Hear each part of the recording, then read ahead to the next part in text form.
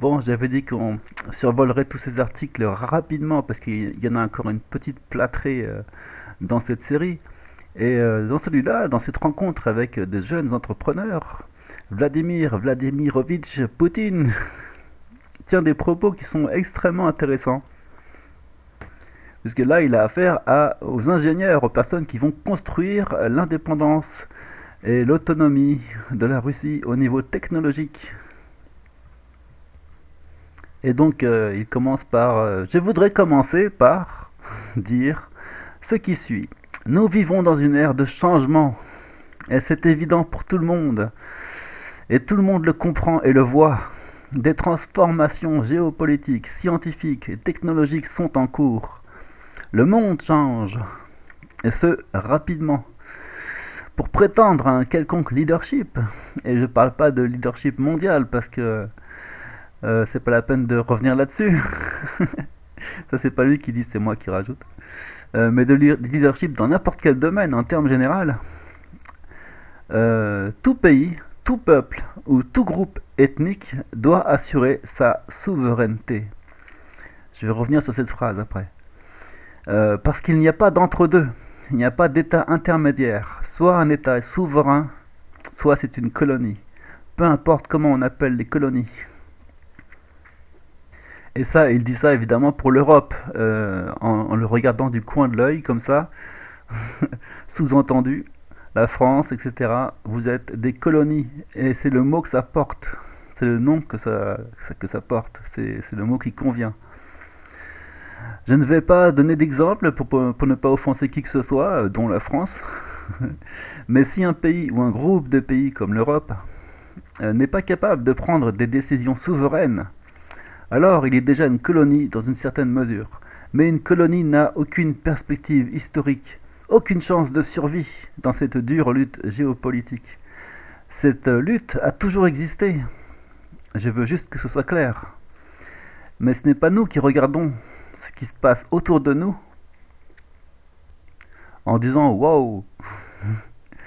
En fait, non, il en a toujours été ainsi. Voyez-vous, la Russie est toujours restée à l'avant-garde des événements en cours. En gros, il explique là qu'il ne découvre pas le monde. Le monde est comme ça depuis toujours, c'est-à-dire ce qu'il appelle le monde, ou ce que moi j'appelle le monde dans cette phrase, c'est ce que lui appelle cette lutte pour la souveraineté et contre la volonté de domination. Et ça, c'est donc, comme il l'explique, vieux comme le monde. Et c'est pas quelque chose qui vient juste de découvrir. Et c'est quelque chose qu'il est en train d'enseigner à ces jeunes, parce que ce qui est très important, alors vraiment très important, c'est que les nouvelles générations, elles découvrent le monde tous les jours. Et en particulier les technos, les gens de la technologie, si on regarde comment ils sont en France, bah, ils votent pour Macron. Hein. Comme ça, on a tout défini d'une traite et d'une seule, en une seule seconde, en fait. Euh, Ce sont des incultes de première qui se prennent pour des kings de l'intelligence. Ils sont sûrement des kings de l'intelligence. Je suis développeur, je suis un king de l'intelligence. Pour ce que je fais, dans ce que je fais. Et ensuite, pour avoir une perspective sur tout ça, historique, etc., là, c'est une question d'apprentissage qui a été long, laborieux et douloureux. Mais on ne peut pas prétendre tout savoir sur la base de ces connaissances spécialisées dans des domaines pointus. Même si, quand même, ça reste une bonne base pour structurer l'esprit, etc. Mais bon, franchement, chez nous, les technos, les gens de la technologie sont spécialement arrogants et particulièrement incultes et même carrément barbares dans la plupart des domaines autres que le leur. Et encore, même dans le leur, ils sont colonisés intérieurement et mentalement par des technologies américaines, etc. Donc je ne veux pas m'étendre là-dessus, mais par contre ce sur quoi je peux m'étendre, c'est la partie qui est ici, qui est vraiment super importante pour prétendre à un quelconque leadership. Je ne parle même pas de leadership mondial, mais de leadership dans n'importe quel domaine. Tout pays, virgule, tout peuple, virgule, tout groupe ethnique doit assurer sa souveraineté. Et en faisant ça,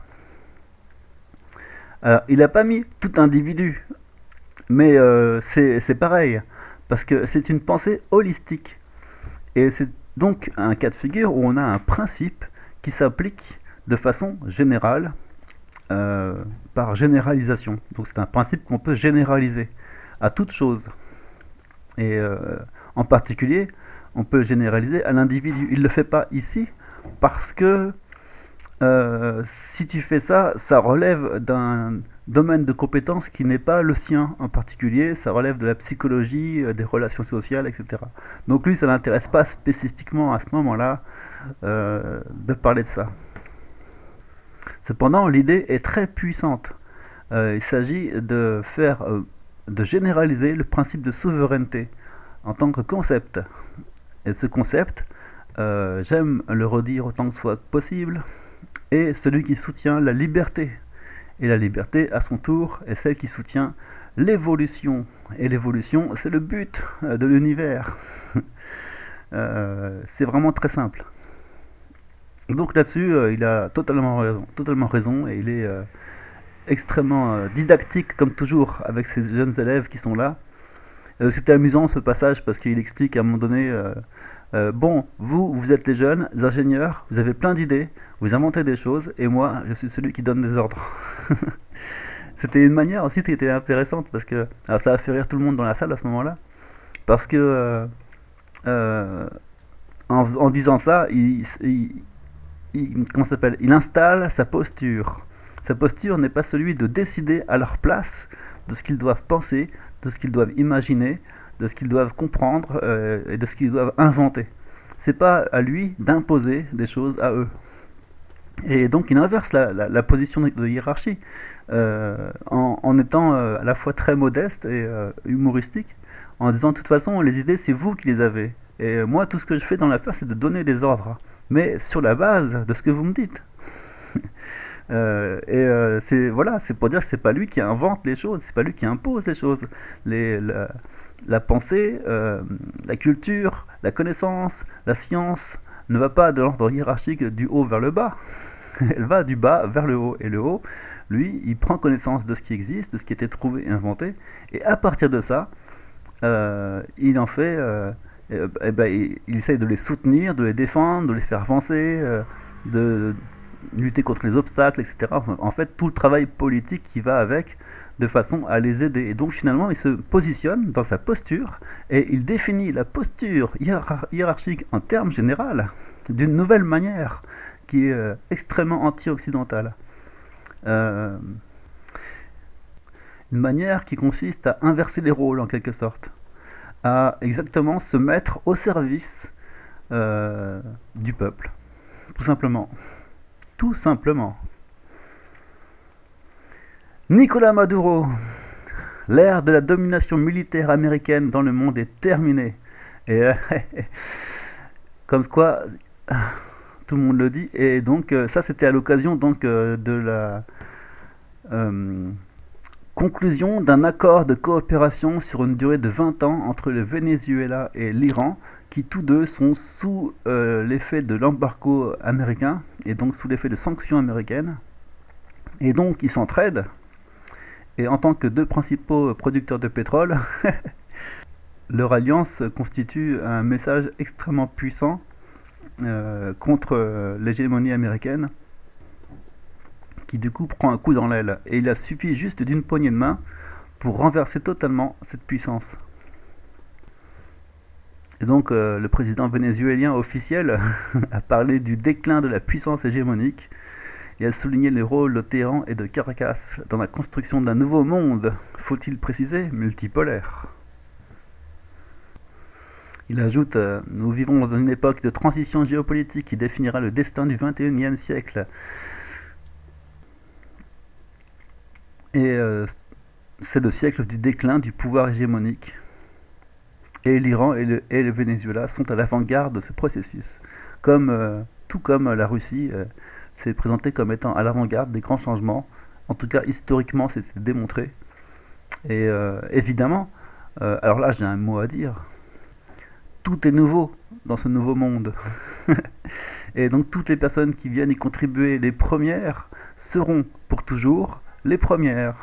Et nous en France, vu qu'on est parti pour 5 ans de barbarie mentale, eh ben on sera loin d'être les premiers, on sera vraiment les derniers. On va arriver après que le train soit lancé, selon la tradition française capitaliste qui consiste à n'accepter les idées que quand elles sont validées et éprouvées par les autres, mais à ne jamais rien inventer de neuf. Donc on va subir, mais subir ça, quasiment pour toujours maintenant. On n'est plus à l'avant-garde du tout, et on n'a même pas pris le train au moment où il a quitté la gare, comme disait Pepe Escobar. On n'a plus qu'à le prendre en route, le troisième ou le quatrième wagon, ou peut-être le dernier wagon. Mais voilà quoi, la honte est maximale pour la France. Et on continue avec Bachar el-Assad. La Russie a rétabli l'équilibre international. Et dans cette interview de 27 minutes de lecture, qui est extrêmement intéressant, parce qu'on n'a pas trop souvent l'occasion d'entendre parler Bachar el-Assad, qui a été réélu récemment à une très grande majorité. Donc histoire de dire au monde tout ce que vous avez dit sur le boucher de Damas, eh ben, les gens l'ont réélu quand même, donc il doit sûrement y avoir un problème. Principalement, son discours montre qu'il est très méthodique. Alors déjà, concernant l'ordre mondial, le nouvel ordre mondial, comme on va l'appeler maintenant, il en apporte, alors c'est vraiment super intéressant, il en apporte une vision qui n'est pas celle que pourrait être la France si elle était profiteuse de la situation.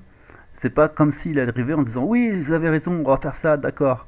Lui, il ne se présente pas comme étant une mouche qui vient se poser sur la soupe, on va dire, mais dans le processus d'évolution dans lequel la Syrie est embarquée, il envisage les choses carrément, on le voit bien, de l'intérieur de ce nouvel ordre mondial. Dans la mesure où c'est ce qui est placé dans sa perspective historique. Et alors, ça s'explique de plein de manières, parce que cet article principalement parle du fait de la complexité, de la difficulté et des obstacles qu'il ne cesse de rencontrer dans le fait de rétablir un pays en paix et prospère. Ce qui est vraiment très difficile à cause des Américains, forcément, et d'une énorme quantité d'obstacles. Et donc il est constamment confronté à des contretemps, et il envisage donc du coup toutes les choses sur le long terme, le moyen terme et le long terme et le très long terme. C'est pour ça qu'il est patient, méthodique. Donc en répondant à la question pourquoi est-ce que vous n'avez pas soutenu l'opération militaire spéciale russe, il explique, et ça c'est vraiment une très bonne manière de résumer la chose. Je cite donc: nous pouvons considérer la Russie sous deux angles. La première est celle d'un allié. Si notre allié triomphe dans la bataille, ou si sa position politique est renforcée sur la scène internationale, alors c'est une victoire pour nous aussi. D'un second point de vue, la puissance de la Russie constitue aujourd'hui un rétablissement, certes partiel, d'un équilibre international. Ce rééquilibrage que nous rechercherons aura un impact sur des petits pays, y compris la Syrie. Et principalement, c'est ça ma vision stratégique du fond du problème, sans entrer dans les autres détails juridiques. Bon, c'est assez compliqué. Parce qu'après, on va pouvoir le voir à quel point c'est compliqué. Donc en fait, en gros, en termes généraux, ils ne sont pas impliqués, mais ils sont contents pour eux, et par incidence, contents pour eux-mêmes si jamais ça marche.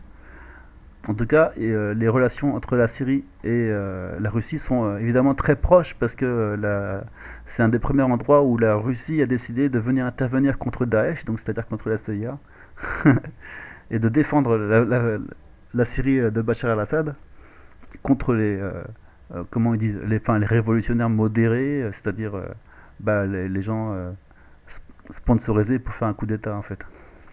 Vraiment, la Russie est venue défendre la Syrie, et donc déjà à partir de là, de toute façon, ils ont une confiance mutuelle très puissante, très grande. Bon, cet article de Thierry Messant, on va vite passer dessus parce que c'est pas tout à fait vraiment le centre du truc, mais c'était intéressant parce qu'il fait un historique de la Pologne vis-à-vis de l'Ukraine. C'est toujours bien de connaître l'histoire. Ça commence de loin, hein, dans les années 1792, 1954, etc. C'est toujours extrêmement instructif de suivre cette aventure. En gros, bon, bah, ils veulent récupérer des terres. Je vais pas m'étendre. Ici, c'est intéressant par contre pour nous, dans ce cas de figure, dans cette série, euh, dès qu'on a un article de Bhadra Kumar, il faut le dire, illustre auteur qu'on suit depuis 16 ans au moins, sur les 100 prochains jours auxquels il faut s'attendre de la guerre en Ukraine. C'est intéressant pour nous parce qu'il va nous parler d'une réunion du CFR, du Council on Foreign Relations, pardon pour l'accent. Je préfère avoir l'accent marseillais. Ou notamment pour faire un résumé bref de la situation, c'est intéressant parce que alors le CFR c'est quand même un des centres principaux de pouvoir dans le monde et bien plus puissant et influent que ce que chacun peut s'imaginer. Donc c'est quelque chose de très pertinent pour nous. Et ce qui nous intéresse ici, c'est de voir qu'ils se sont très sérieusement réunis pour parler très sérieusement de sujets qui sont très sérieux, en se disant tiens mais peut-être que ça va pas marcher notre plan. Ce fut une super discussion dominée par le courant interventionniste libéral.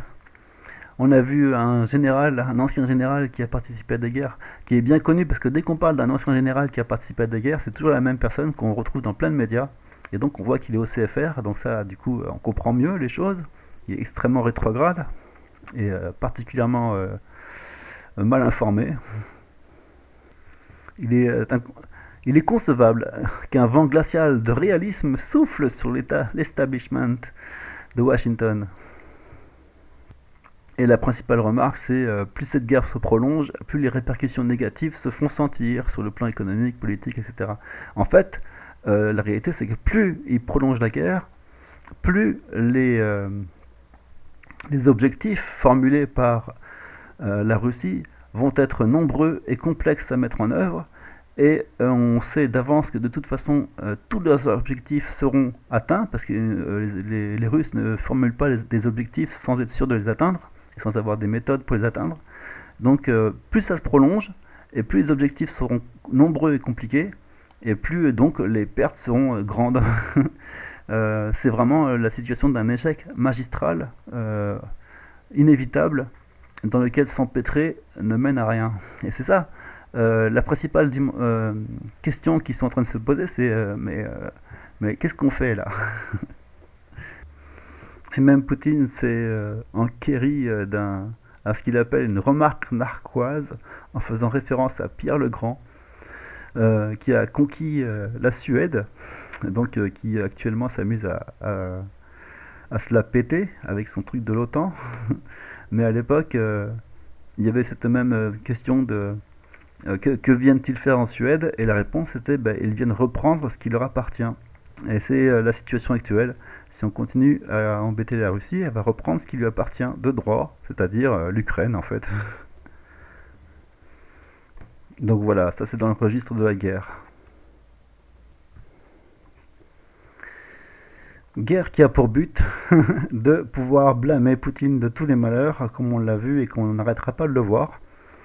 Cet article a déjà une dizaine de jours. Dimitri Orlov, dont la description des choses est très parlante, j'aime bien à chaque fois, on rigole bien avec lui.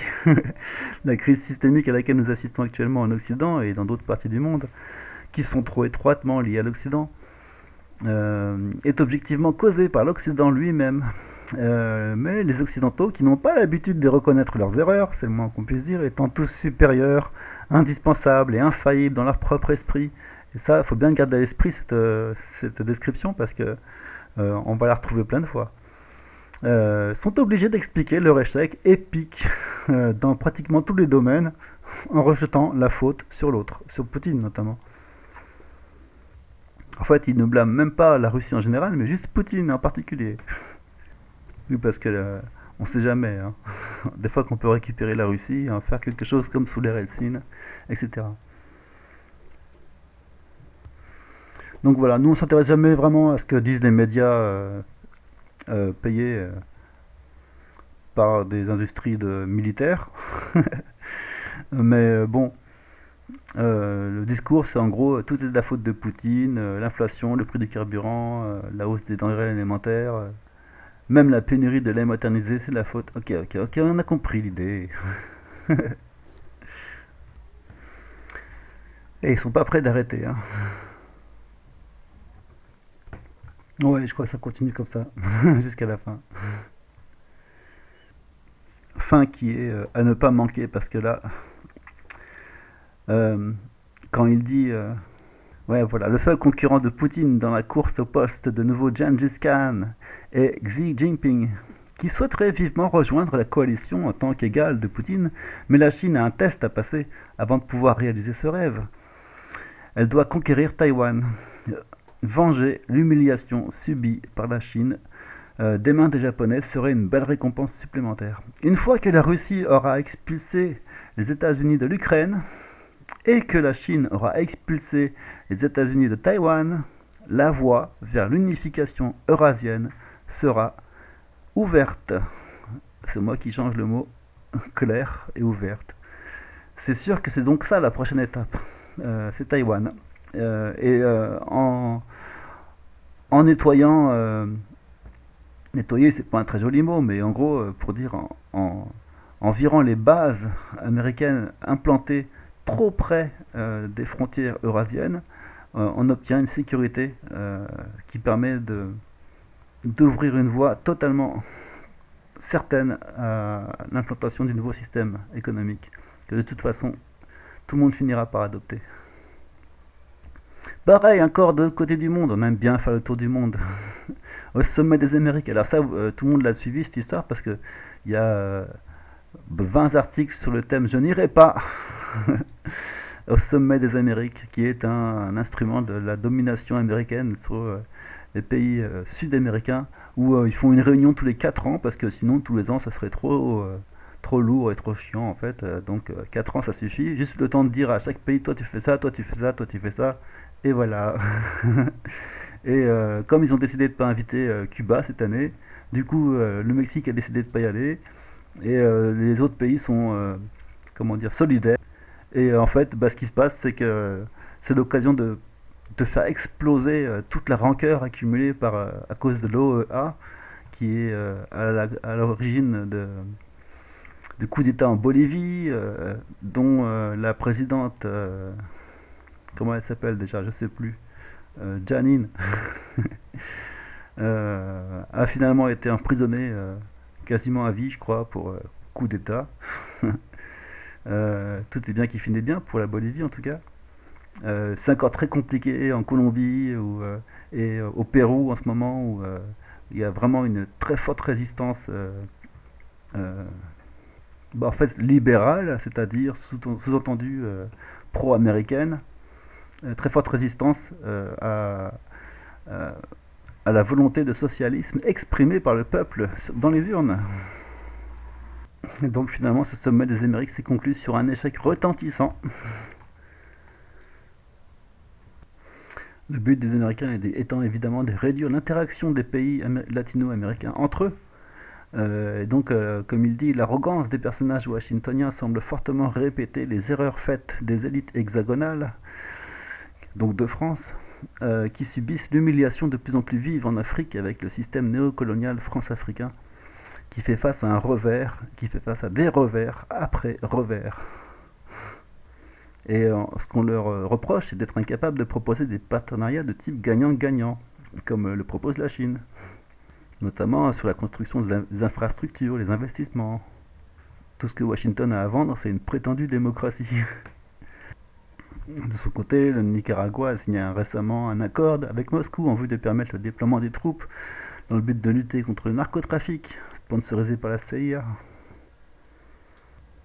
En fait, ce que nous dit l'auteur, on aime bien Michael Gamandi Ergorov. On aime bien cet auteur. même si on a du mal à dire son nom, quand il explique que les États-Unis sont en train de découvrir le ressentiment qu'ils n'ont cessé d'exporter aux quatre coins de la planète. Une fois de plus, l'esprit des descendants d'esclavagistes ne peut pas et ne va pas changer. Dans la mentalité de l'establishment occidental, l'écrasante majorité de l'humanité doit accepter la domination d'une extrême minorité. Et c'est ainsi que ce système criminel avait fonctionné depuis des siècles.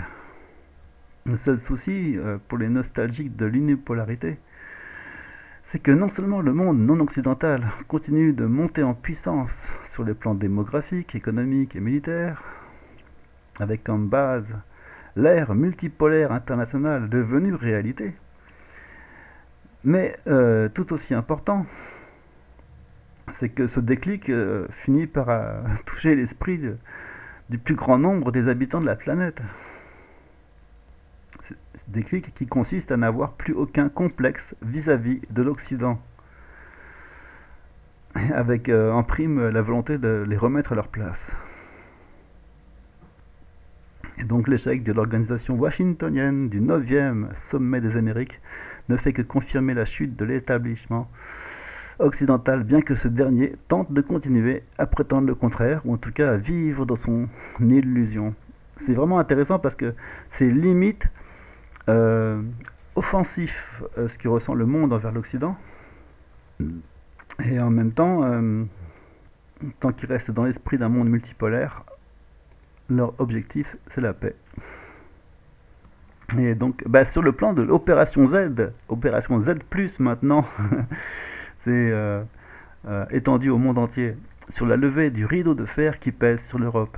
Alors, Batiushka, c'est un auteur qui n'était pas référencé avant, qui n'est apparu que depuis que Andrei Dussacker a pris sa retraite, un peu forcée, pour des problèmes de santé.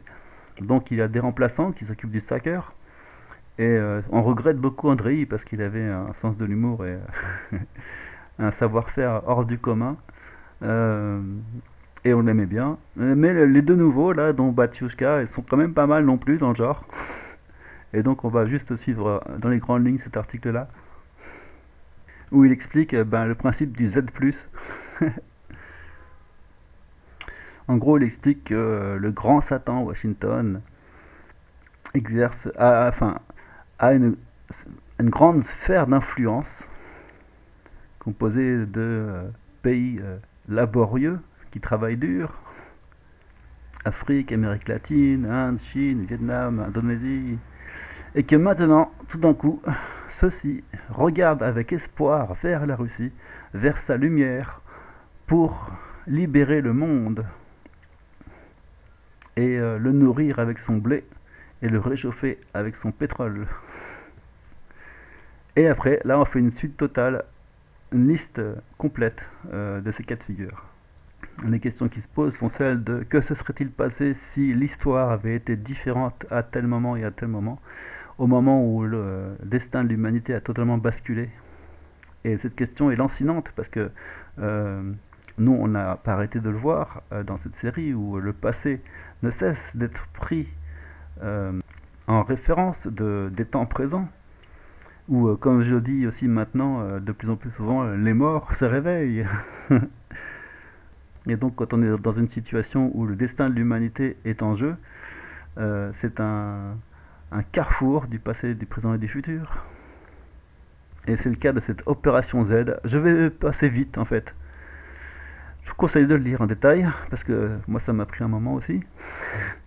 La libération de l'Ukraine et de la Moldavie, la libération des États baltes, la libération des Balkans orientaux, la libération des Balkans occidentaux, la libération de l'Autriche-Hongrie, la libération des Hellènes, la libération des Slaves de l'Ouest, la libération des terres allemandes, la libération des peuples allemands frontaliers, la libération des peuples latins occidentaux, la libération des peuples nordiques, la libération des îles, les îles Marshall, les îles... Qu'est-ce qu'il y avait d'autre encore ? Enfin, une grande partie des îles du Pacifique, etc., qui sont sous domination historiquement de l'Angleterre. Donc voilà, en gros, le panorama de la dénazification, de la authentification, la DUEification de tous ces pays qui poursuivaient un projet, dit-il, qui était, qu'est-ce qu'il était? Pessimiste, optimiste? Enfin, en tout cas, on ne sait pas trop, mais c'est ce qu'il appelle aussi la roulette américaine, référence à la roulette russe.